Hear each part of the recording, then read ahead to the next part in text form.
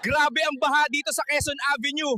Sa kanto ng Bembangang, bumabaha ng alak dahil sa mga lasinggero higante. Oo. Baby, para sa'yo. Sabi ko, bili mo akong malamig na Red Horse. Hindi madaming Red Rose. Tagay tayo. Pas, wala akong pang-ambag. Tanga, may darating na mga babae. Saan tayo inom? 500 na ako. Makakabembang naman. Puta ka, Bes. Sabi ko, tulungan mo ako makapag-move on. Hinihila mo naman ako pababa. Nahulog ka nga sa maling tao, dito pa kaya? Bes, inom tayo. Bakit, Bes? Di ka naman umiinom. Pagtapos natin uminom, bembang tayo. Nagsasawa na kasi akong reglahin. Anong trabaho mo? Wala, lasinggerong lang po. Jackpot, di babaero. Bembangin mo na ako. Sakit ito. Kaya mo ba to? Oo, Dok, kakayanin. Huwag mag-aaya ng inuman pag wala kang pang-ambag.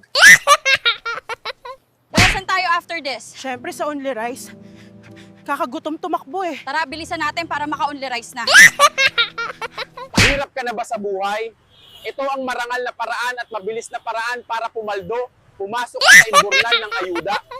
Anong kailangan mo? Na kailangan ko? Kailangan natin ng time machine para mabalikan mo yung pangakong babayaran ko next week nung 2022 pa. Medyo masakit to. Dok, gaano katagal ang sakit? Saglit lang. Di tulad ng sakit na dulot ng ex mo. Paulit-ulit mong binabalikan. Marites, kumusta? Dok, may amnesia na ata ako. May gamot ba to? Wala pa, kaya nga hindi mo pa rin maalala mga utang mo. Relax lang, ipapasok ko na. Dok, ang hapdi sa una. Ganyan talaga, lalo na pag first time.